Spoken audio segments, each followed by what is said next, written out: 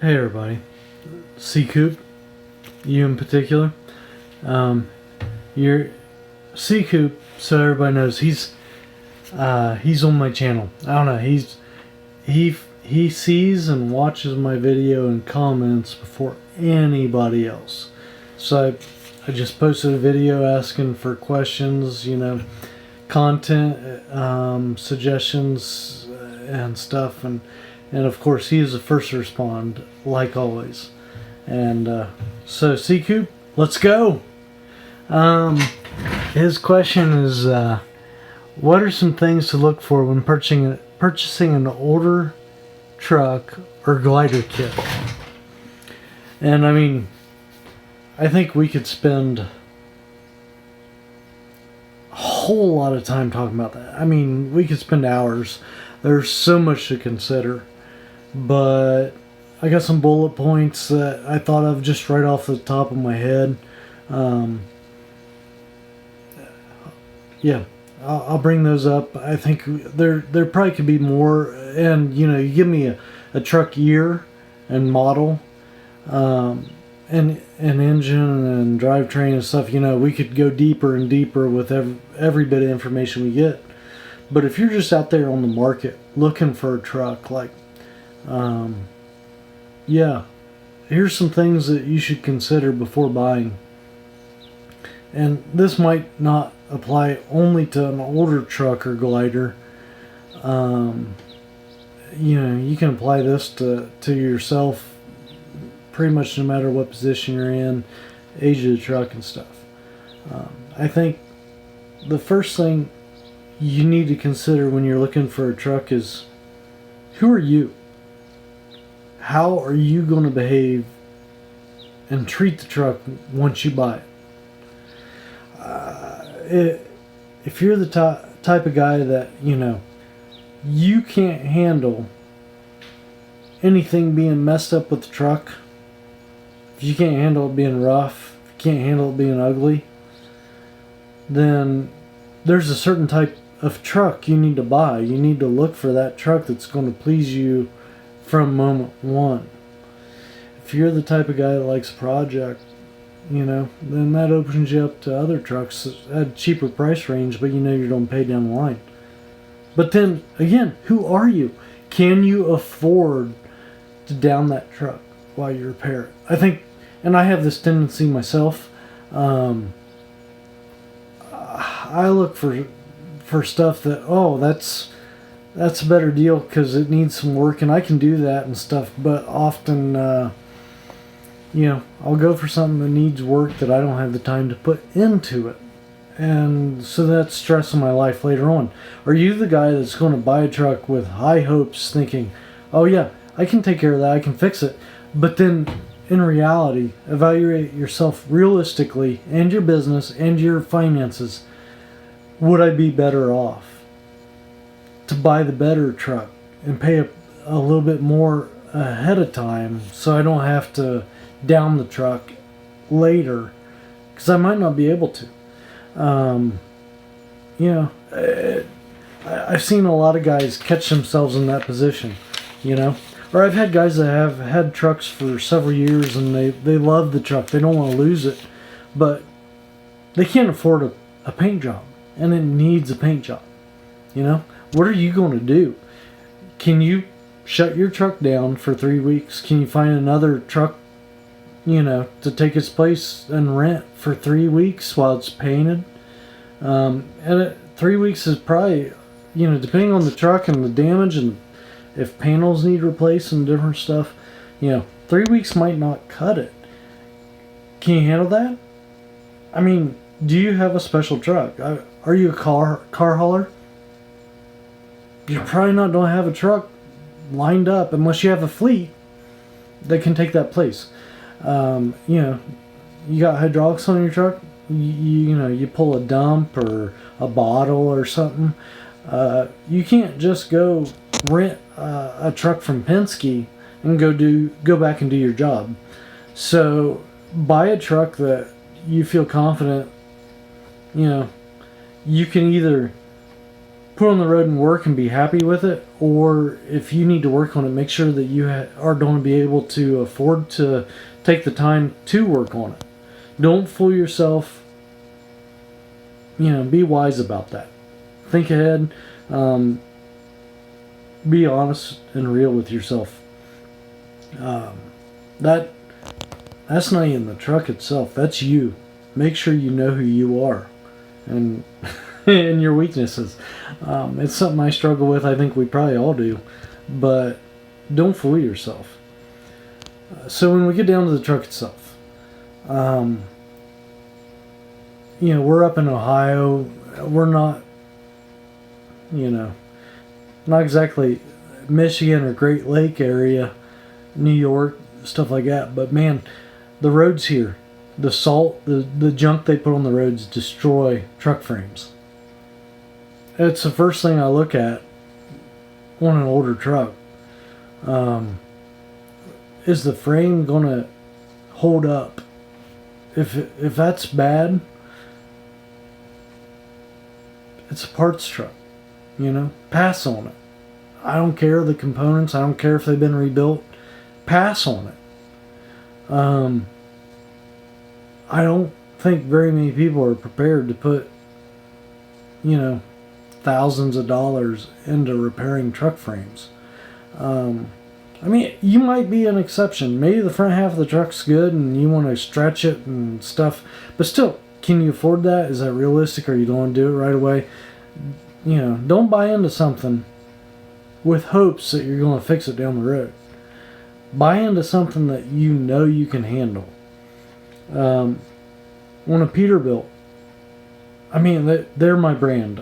I think Peterbilt makes the best truck, or made the best truck, I don't know if they do anymore, made the best truck on the road. And there's one spot you got to check on every single Peterbilt. If you're from any place that gets salt and the frames get rusty, you need to crawl underneath the truck, get right behind the fuel tanks, and check. The fuel lines are going to wrap underneath the frame, and they're close to the frame, going to the fuel tank. And you got to check that spot out.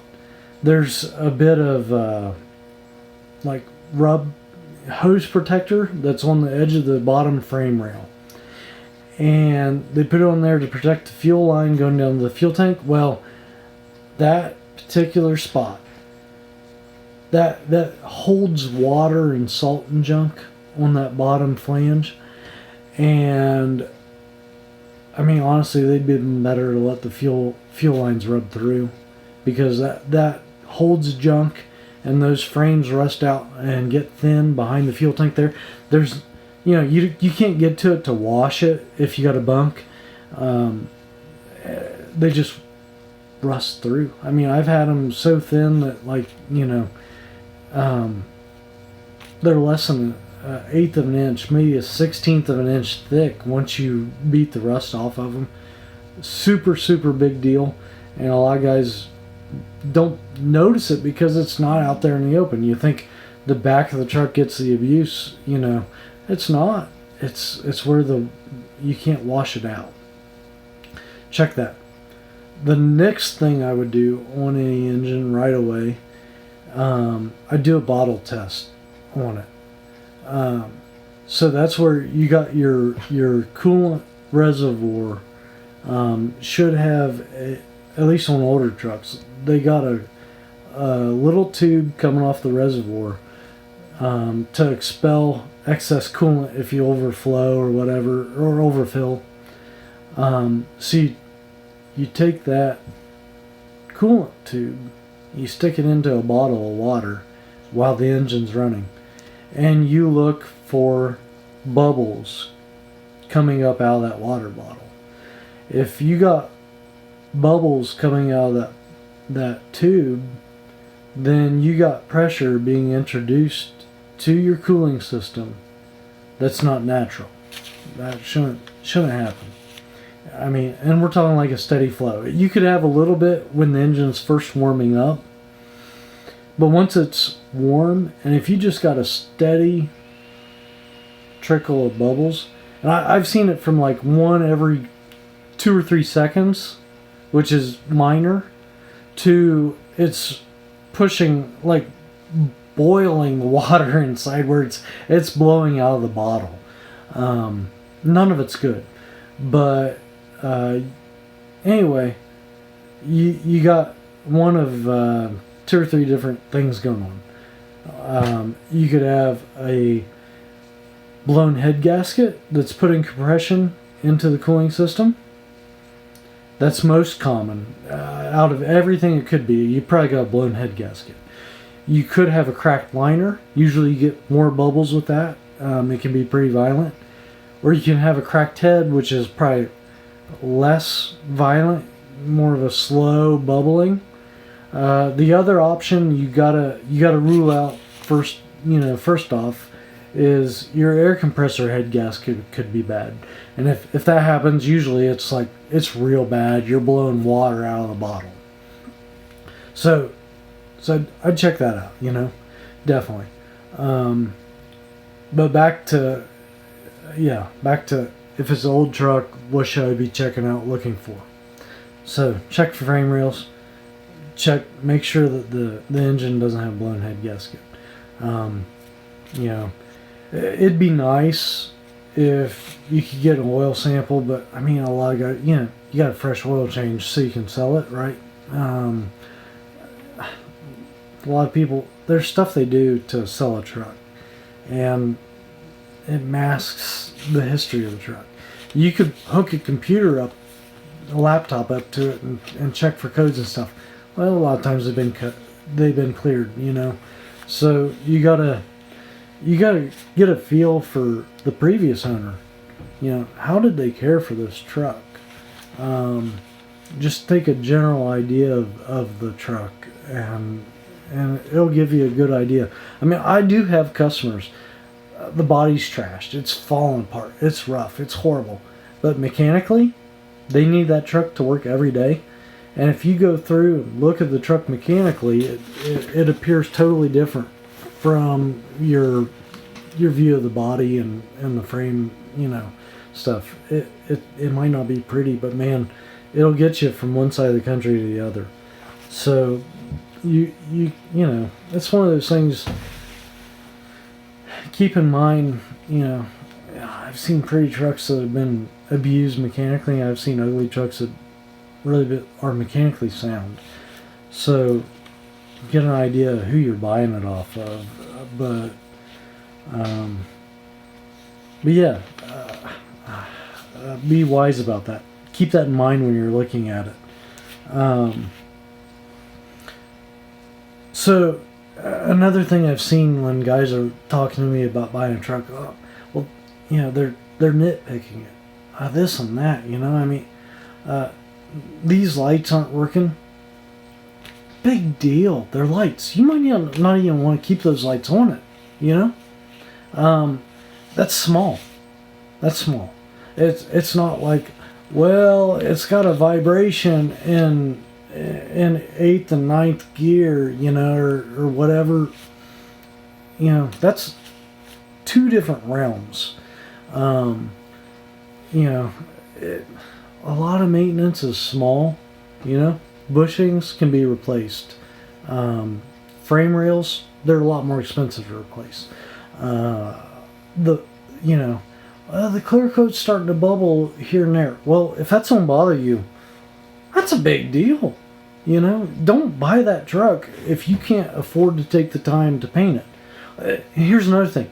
Don't buy a truck without having 3 weeks for a shop to work on it. I mean, assuming it's an older truck that's may need some attention, give yourself time so that you don't have to work all the bugs out on the road.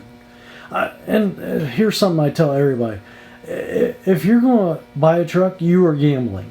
I don't care if it's brand new, never been driven, or if it's got 150,000 miles on it, or if it has 1.5 million miles on it. You're buying a truck you know nothing about. You know so much more about the truck you already own. Everybody buys a truck expecting that, it's going to be decent. You know, this is goodbye. The guy that I bought it off of, they're using it regularly with no problems. Well, I'm sorry, but not everybody's standards are the same. I've got a guy that, you know, he's telling me, oh, it's a really good truck, it's really solid, you know, stuff. Well, yeah, he is repeating that to me constantly, and I had to replace 12 foot of frame rail in both frame rails, and the air ride was ready on the cab, was ready to fall off the truck, along with other issues. But it's a really solid truck, really solid, you know. Everybody's perspective is different. It's about the situation they're in. For him, yeah, he couldn't afford another truck, and it'll serve him fine. He doesn't run big miles, but on the other hand, is in way worse condition than he ever knew. Guys can be honest with you and not know reality. And then there's crooked guys out there too. There's a lot of nasty, crooked people out there. So yeah, don't get overly concerned about the small stuff. Keep in mind the general big components of the truck, but don't let the little stuff. Like if you see little stuff from front to back, maybe this guy wasn't maintaining the truck, and he might have just changed the oil in it, and you can't tell a thing about the engine, you know, from an oil sample or anything like that. He might have cleared codes out of the computer. You know, you might not see, you know, hundreds of codes that he ignored over the last 100,000 miles of the truck's life. Yeah. Again, know yourself. Is this truck going to suit you for the next period of time, or are you going to buy it and find out you're not comfortable in it and want to upgrade? Sorry, this isn't really very ordered because this is just put together quick, but yeah, know yourself. I'm just going to repeat that time and again. Know yourself. Don't buy something that you think spur of the moment, oh, that's a good deal, I'm going to be comfortable in it, and then, you know, well, I really don't like a 36-inch coffin sleeper. There's no room to store clothes or tools, and, you know, or another complaint, you know, I love flat tops. They look awesome, except for I really like standing up in the morning and being able to pull my pants on while standing up. I don't like being crouched over, you know. Guys find out what's cool and what they really want to live with are two different things. Consider those. And I guess the last big consideration is what are you doing? Are you out there to make money? You got to evaluate a truck to make sure you're going to make the money you need to make. If you're a farmer that doesn't get 10,000 miles a year, who cares about fuel mileage? You can buy an old truck with a big cam and a 9-speed transmission and 410 gears and get 3 miles a gallon. It's not going to affect you financially. It'll be cheaper. That'll be cheaper than buying a new truck with a DEF system that craps out on you, and you're going to have to put thousands of dollars into a DEF system. Buy that old 1985 Peterbilt or Kenworth, and you're going to have a better truck. It can have a Cummins with 350 horse or a 600 KTA, you know? I mean, huge power and no fuel mileage. That'd be a lot of fun to drive. That'd be fun. But anyway, still, you need to pick something that you know is going to get the fuel mileage you need.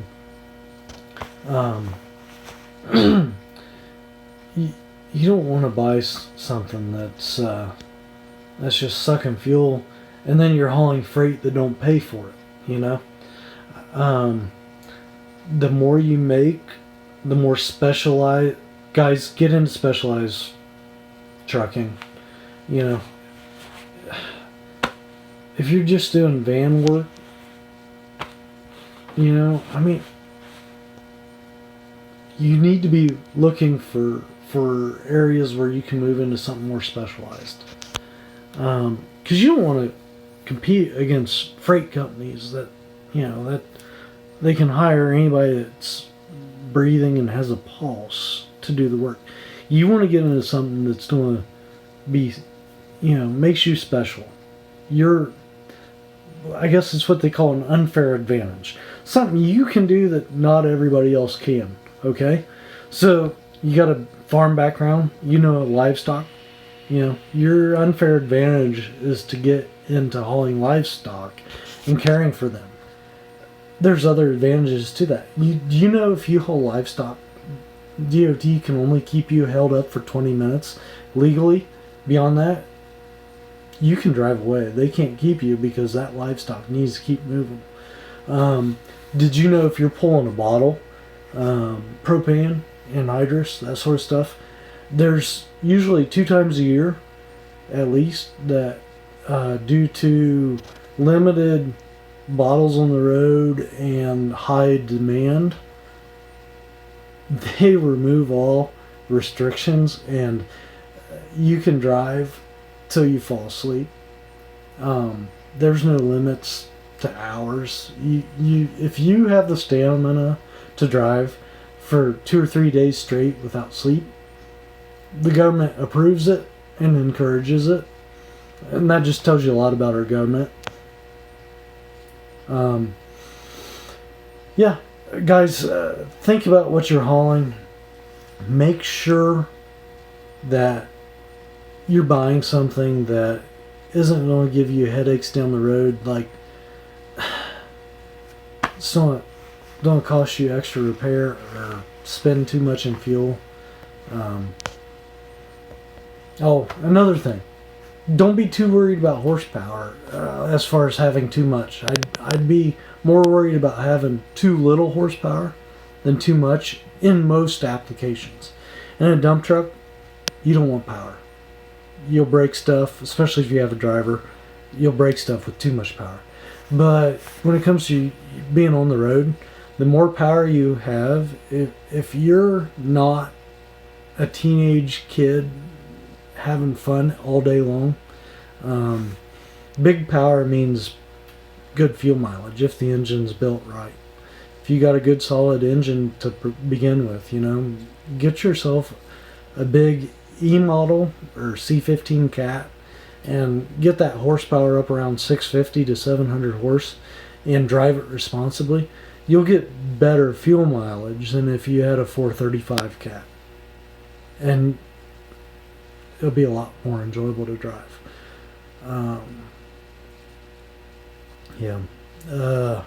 Man, there's other things to consider, I'm sure. I mean, when you're looking at Peterbilt, because I'm familiar most with PACCAR stuff, you know, those older Peterbilts, the suspensions, you know, an air track is going to be a rough ride, but you cannot break it. They're the toughest Peterbilt suspension there is.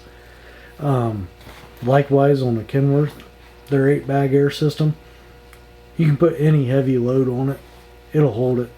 It's the, you know, for a truck, over the road, normal conventional truck, man, that thing, and they've had so many variations of it, but they are tough suspensions. If it's got 8 airbags, it'll lift up whatever load you got. They're terrible to work on. I hate them. Everybody hates them. They're horrible. And they're expensive. But, you know, they do the job better than a lot of other suspensions. Not real fun to be sitting in front of that suspension a lot of times. Same with air track. Not a comfortable suspension to be sitting in front of, but they're tough suspensions. The old style Pete low air leaf, good suspension, you know, real good, except for the bushings go out. you have to buy some polyurethane gaff. That's the brand I go with. They're You put those in it, you're in good shape. But they wear out torque rods, so you got to get the right torque rods. You can't go with factory torque rods. You got to get some aftermarket ones that are made to pivot, because that suspension has too much travel in it, and it'll take the bushings out of a stock torque rod. Let's see, flex hair, awesome suspension. You can get that on a Peterbilt or Kenworth. Those are the ones with the big C spring at the front, like in front of the airbag. But they're lightweight. They're 400 pounds lighter than any other suspension, probably, I think, from what I understand. But they don't hold the load. Although, I got a customer, friends, that, they've made adapters and they put trailer airbags on it. So you change out and install a adapter under the frame rail to go on top of the airbag. You can put a big trailer airbag underneath of it and turn that light duty suspension into a heavy duty one. And then they're hauling oversized loads, 120,000 pound gross loads.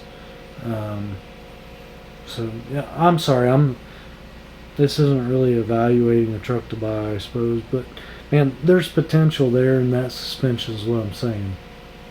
I don't know. Oh, yeah.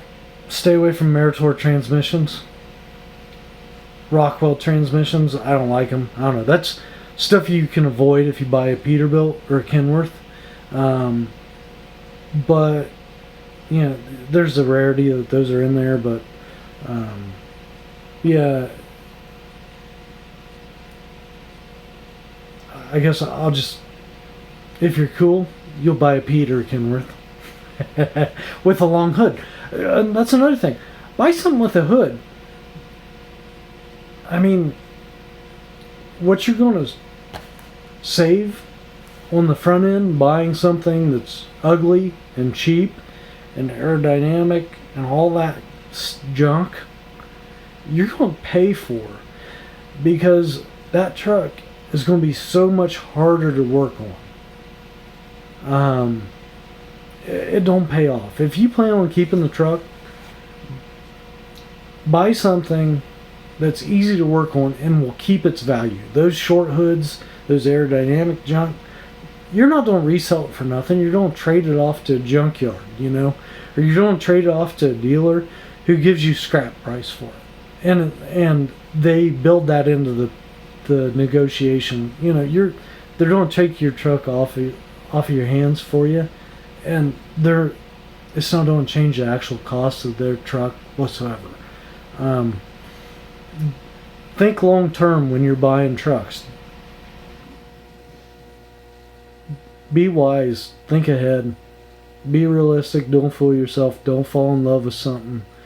Man, just remember, every truck ends up being a headache to somebody down the road.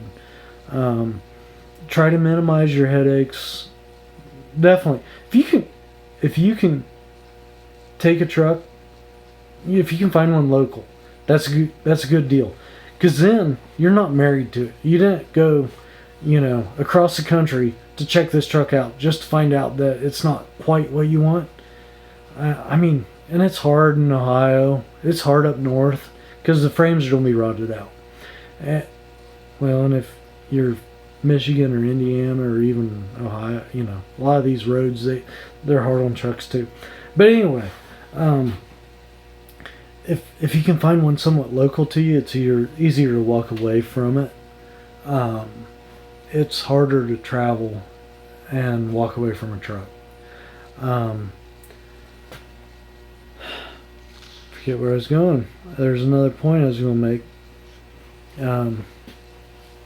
Don't marry yourself to an idea of a truck. Be ready to walk away. I can't think.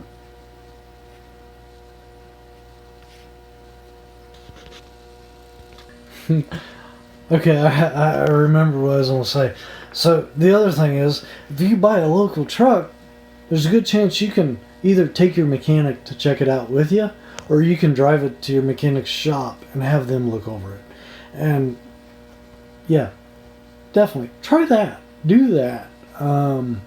Minimize your risk when you're buying a new truck, because if you buy a new truck, you're gambling.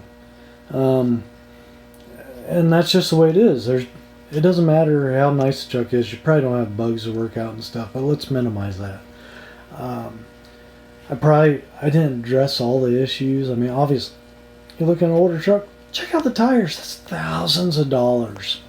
Just in the condition of tires. There's so much stuff to be talking about, but I guess that's kind of where I'd start. I think a lot of other stuff's a little more minor. You can fix problems, but there's some problems you don't want to pay to fix. If you got any other specific issues that you got my, you want to know what I think about, put it in the comments and I'll respond. Hope this helps.